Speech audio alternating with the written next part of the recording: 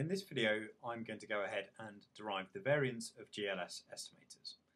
So previously we've assumed that we had some sort of linear model, y is equal to x beta plus u, where the variance is given by sigma squared times some sort of diagonal matrix omega, which crucially isn't the identity matrix.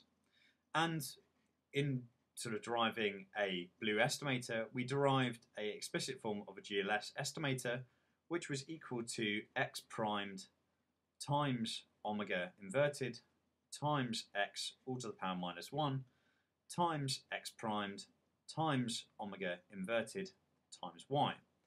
And we know in the presence of heteroscedasticity that this particular estimator, the GLS estimator, is actually blue. In this video, I want to derive the variance of this particular estimator. In order to do this, we're going to use our sort of familiar result, which is that the variance of a constant matrix A times a random vector x is just equal to A times the variance of our random vector times A transposed.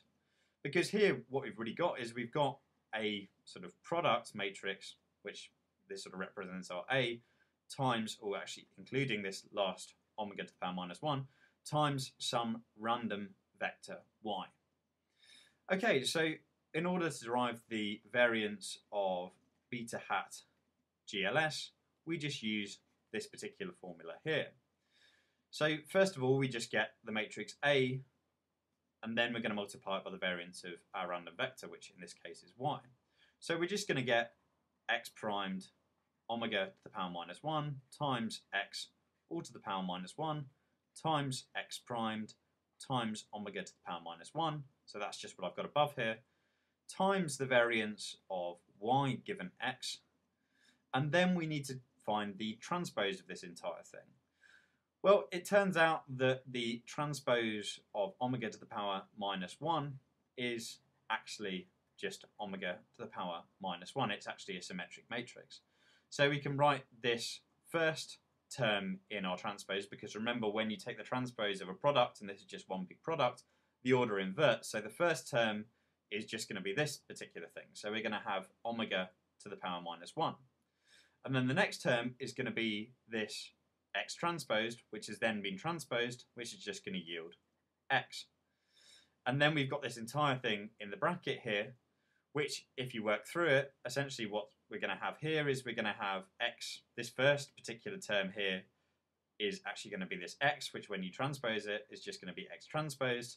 And then if you work through it, we're just going to have omega transposed times x transposed, all to the power minus 1.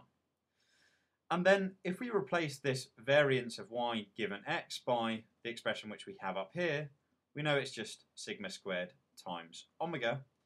We can then go ahead and simplify this expression. So then we have that the variance of, actually I should write the variance of beta hat GLS, given that we have our vector, or matrix rather, of our independent variables x, is equal to x primed times omega to the power minus 1 times x all to the power minus 1 times x primed. Then I've got this sort of omega to the power minus 1 times sigma squared. Well, let's just take the sigma squared out the front because it's just a scalar. So then I've got omega to the power minus 1 times omega to the power 1, which is just omega to the power 0, which is just the identity matrix. And then we get omega to the power minus 1 because we've got a further one, which is this one here. Then we get x, x primed omega to the power minus 1 times x all to the power minus 1. And notice here that what we've got is we've got a matrix, which is this thing here, inverted, times the matrix on its own. So that's the inverse of a matrix times the matrix itself, which just yields the identity matrix, which when we multiply it by this sort of last term here, is just going to yield this last term. So the variance of beta hat GLS is just sigma squared times x primed omega to the power minus 1 times x to the power minus 1. So this is the explicit form of the variance of GLS estimators.